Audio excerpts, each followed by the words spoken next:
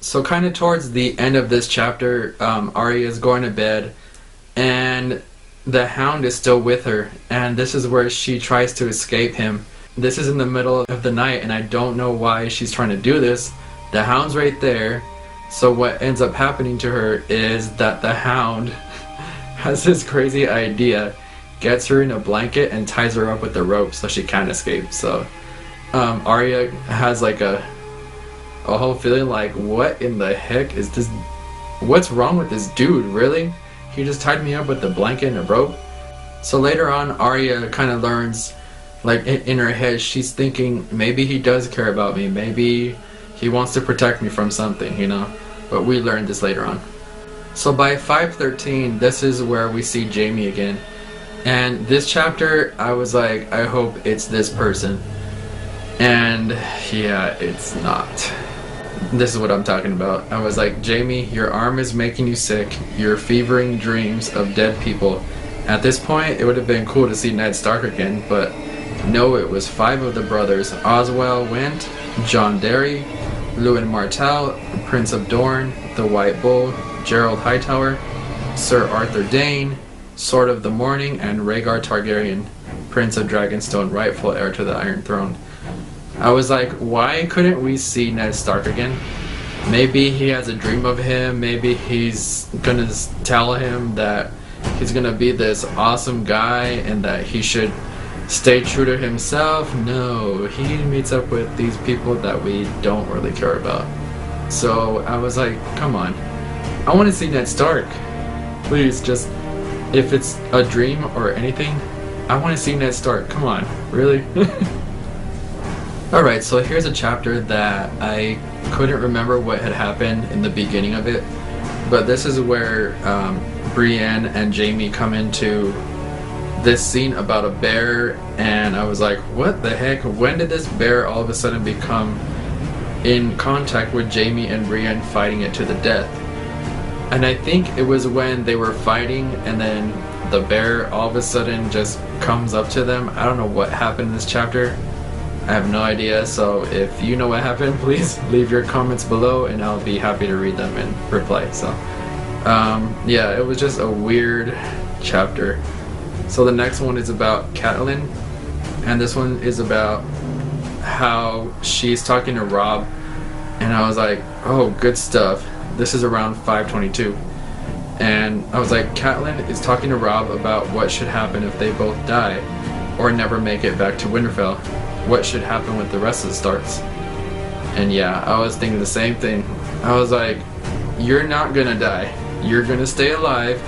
Robb's gonna be by your side. You guys are the only two that will be together still, and you will be ruling Winterfell again. Please don't die. Please don't die. But we do learn of something later on in the book. So this is where we learn about Robb and kind of what happens to him. I was like, wow, Robb is finally taking a responsibility, a real responsibility as a king, making sure he does what he needs to do. It sounds like a battle is about to happen. And yes, a battle does happen, and I kind of forget what kind of happens because it doesn't really seem like they want you to know what happens. And it's because of an event that does happen, and I think it's that he dies, but I ruined it for myself. But I was trying to watch another video on Game of Thrones and I thought it was season 2. Turns out it was season 3. And yeah, Robb dies. Sorry guys. Yeah, I was like, why does Robb die? Because I thought he was going to get back with his wife. I thought everything was going to be good, and turns out no. So he's at this battle. Everybody tells everybody later, and Catelyn ends up finding out, and so she's all upset about it, and that's kind of the end of Robb. So here's a chapter I didn't expect. This is another one from Samwell, and what I put, I was like, wow, Sam, I didn't think you had it in you. You got small paw. It's about time you did something to defend yourself. he really kind of stepped it up. He is learning all this stuff in the chapter about how Jon kind of taught him to be. And he's like, Jon's not here, but I'm gonna protect these people. I'm gonna step it up finally. And I was like, yeah, you go, Samwell. About time. Come on. I was like, you can do this. You don't need to have Jon by your side every single day. You know, you can do something about it. You're the only one that's with these people, so, you know, do something about it. So it was a pretty funny chapter. So by 5:45 we see Arya again, and this one talks about how the Hound is trying to make friends with her, and I was like, don't trust him. This is where I kind of found out, like, in the beginning that I didn't like him, so I was like, don't trust him, just listen, do what he says, keep your mouth shut, and maybe you'll be able to see your mom again, just a little bit longer.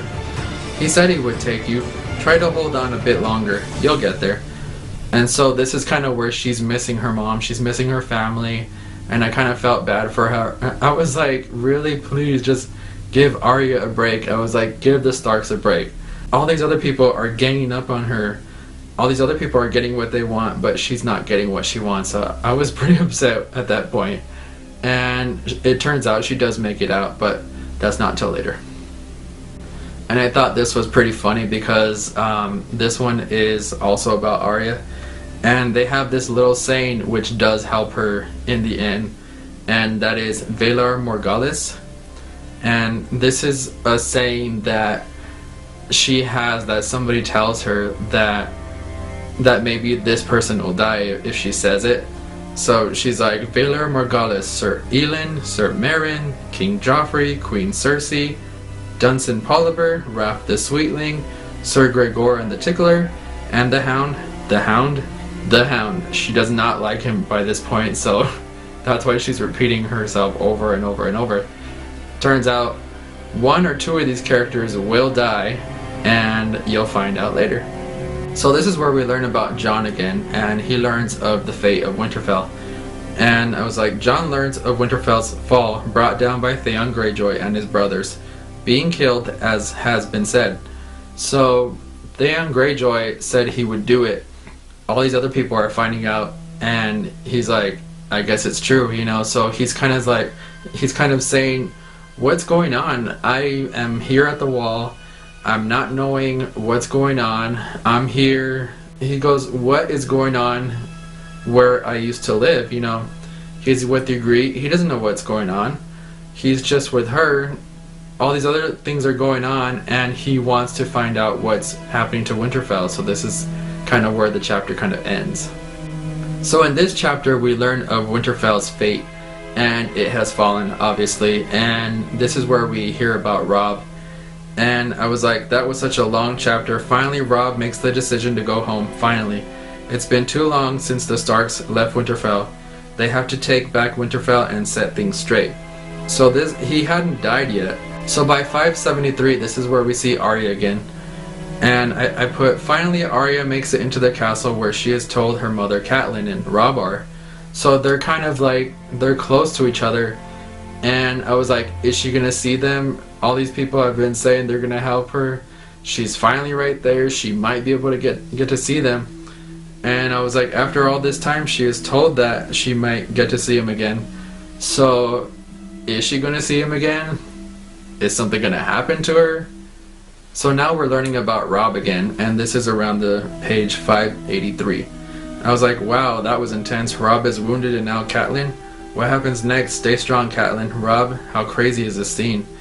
And I just remember it being really quick. Like, everybody's in battle with each other. Robb is finally hit. Catelyn's finally hit.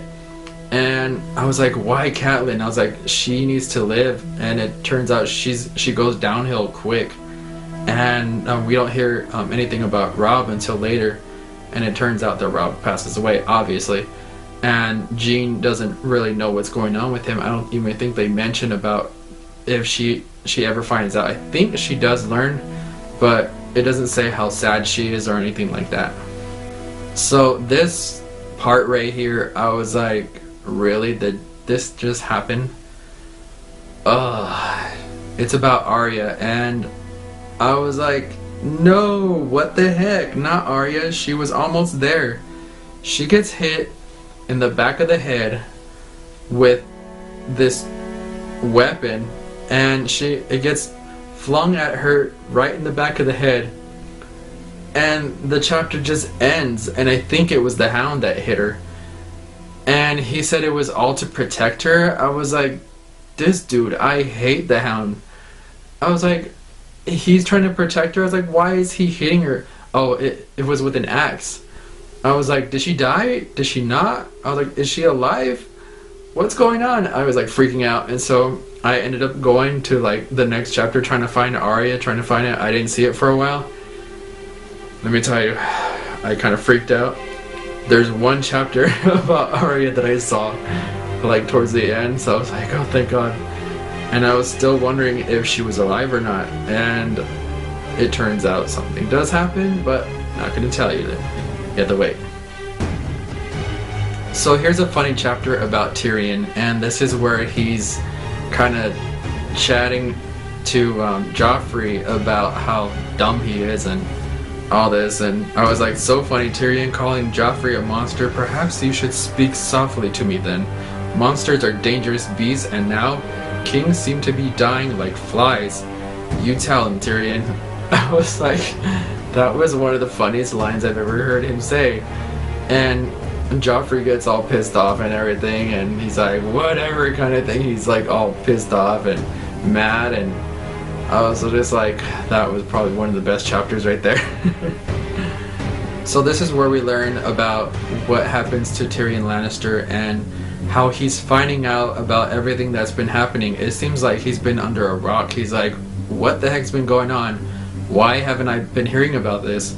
And I was like, it sounds like everything has happened so far. Tyrion is barely finding out about who will live, who will die. Man, I can't stand Tywin Lannister. He's still barking and barking and barking to Tyrion about stuff that he shouldn't do, and I was like, Tywin, just leave him alone already. Shut up, I can't stand you.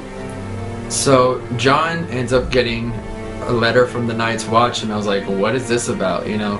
Maybe it could be that they find out that he did something with Ygritte, and it turns out it's a little bit about that. So then we see Arya again. It's a line from book 1 that I quoted, and I was like, wow, this takes me back. The pointy end Jon had told Arya all this time ago, and it really took me back. I was like, oh yeah, I forgot about that, because it's like he's teaching her about the sword and what you should do with the sword, and where the point should go, and it was the pointy end. I was like, oh, I remember the good times. The first book, the first season, that's where it all started, so I just thought I should put that out there. So this is where we find out about Jon again and the demise of Ygritte. And I was like, wow, Ygritte, they got you with an arrow in the chest. Jon, there is nothing you can do now.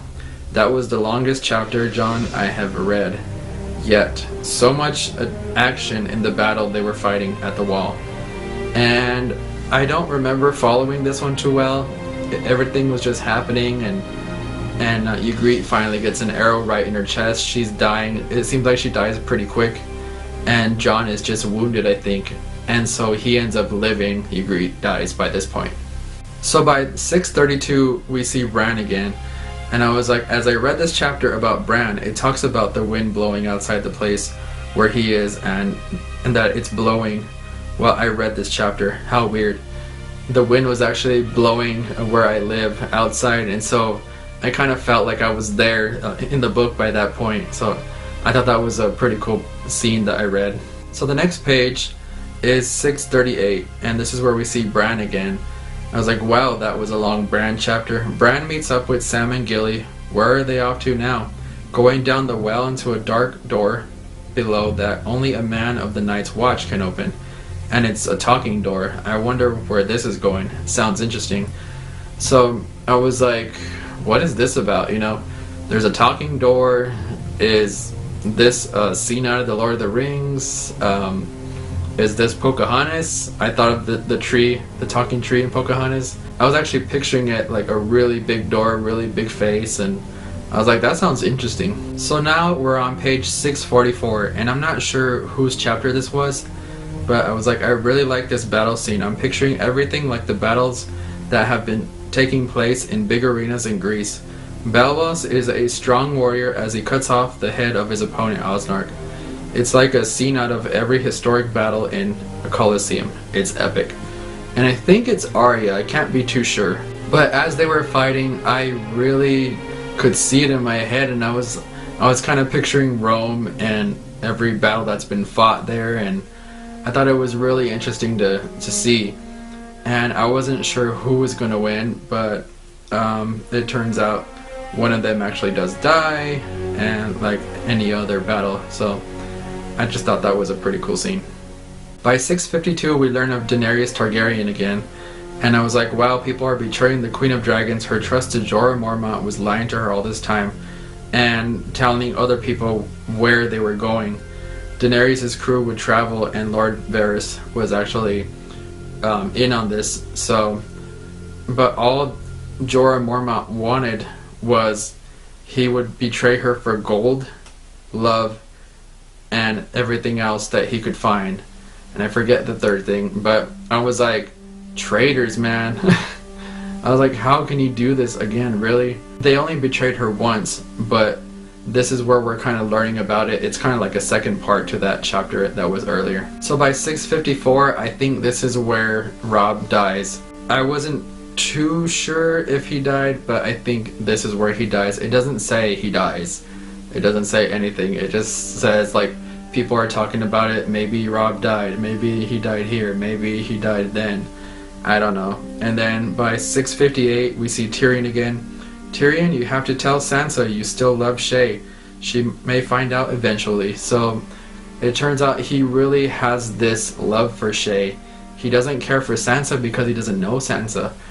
And I was like, Tyrion, really? Just tell her. I was like, she doesn't care for you anyway. You're just dirty, you know? You're a little dwarf. She doesn't care for you. She doesn't really want this, but she wanted to make it right. But at this point, he doesn't want to, so. Alright, so now this is where it gets really exciting. This is kind of the first point kind of leading to the Red Wedding, which is the most exciting part in the book until the end. So I thought this was really cool.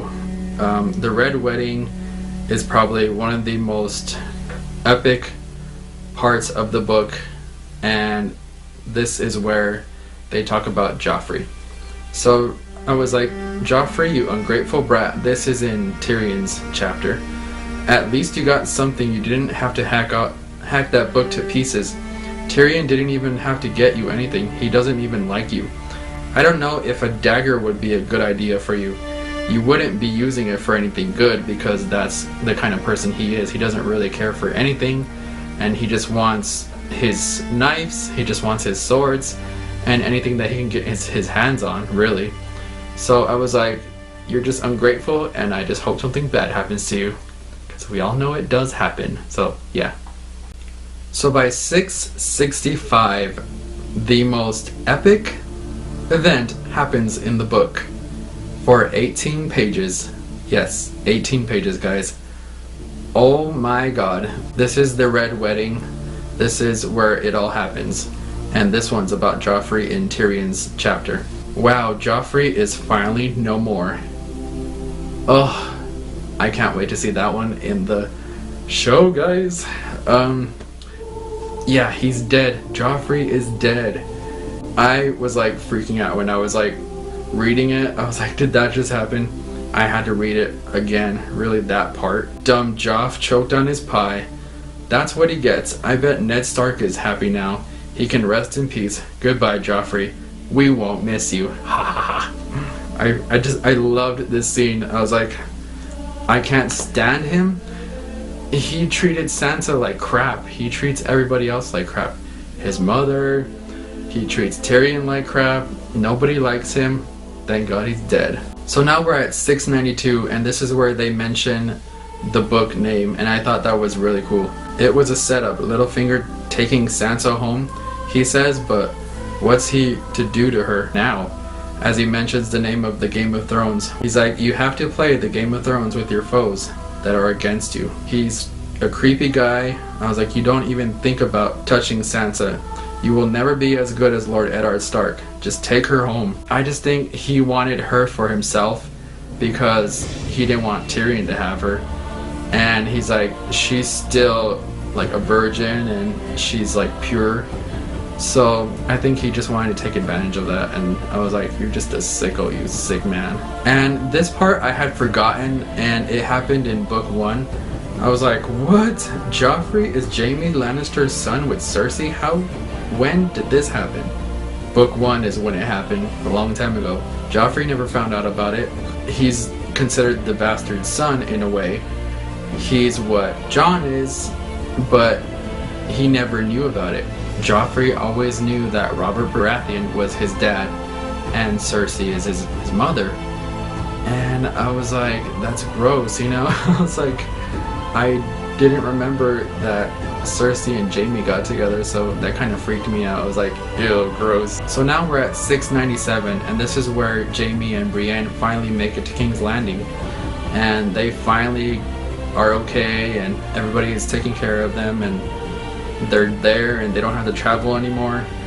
And by 700 I was like, how could you do that, Jaime? That's your sister. What are you even thinking?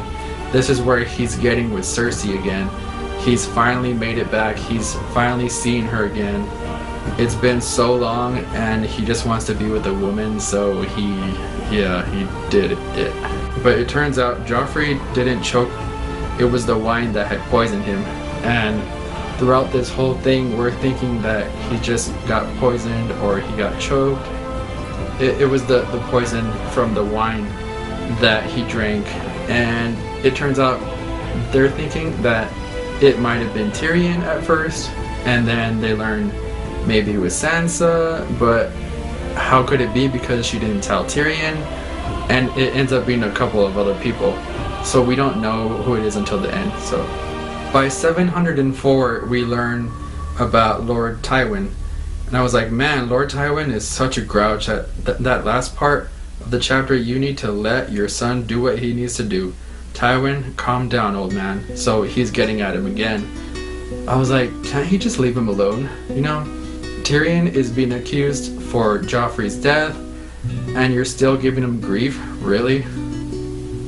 So now that Joffrey's dead, we see that Tommen might take his place.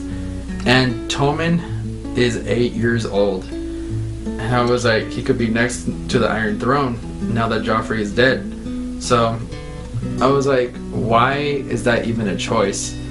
Just because everybody wants it to be? Just because Cersei says it's okay? Or all the people that are at the castle? I was like, you need to find somebody that will make a good choice. We can't trust an 8-year-old right now. So I hope they find a choice, and I think they did. By 726, we see Jon again. What a battle the Night's Watch have against the mammoths, giants, and the wildlings. This is the biggest battle that Jon has found himself in lately, as he becomes the leader of the men of the Night's Watch, because Jon O'Noy wasn't anywhere to be seen, and he can't say anything. So Jon didn't know where he was or what had become of him. That's what they're saying in the book. By 726 is where it gets exciting again. We see Arya, and thank God she's alive. So I just wanted to mention that because she's one of my favorite characters, and I just wanted to see her alive. And she's alive, so I was happy about that. And by 726, we see the Hound is trying to make Arya think he saved her from being killed. But it's okay because he hit her with the flat side or the axe. Or so. You're so mean, Mr. Hound. It's okay that he smacks her with the flat side of the axe. Who does that, really? If that axe could have twisted a little bit and gone through the back of her head, she would have been dead. And that would have been crazy. By 731, we see that Arya misses her family again. And I was like, so sad. Arya misses her mom when she goes off to sleep. And she has the feeling of her in her dream. So she knows that she is dead. And this is kind of where I was like, is Catelyn dead? She was just wounded in the beginning. But she's saying she's dead, so I can't really go off her dream. She's just dreaming of her. and she kind of knows that maybe Robb could be dead. She doesn't know, but she's been out, you know, she can't have anybody to tell her who died or what's been going on. She's kind of stressed out a little bit, and I think that's why she's dreaming of her mom and she just misses her. So by 7:34 we see Arya again, and she's getting tough again against the Hound. I was like, you better be careful. Will Arya go to the wall with her brother because he and Sansa may be the only ones left she has left? That we don't see because she ends up doing something else, so that doesn't end up happening. And I was like, I wonder what's going to happen by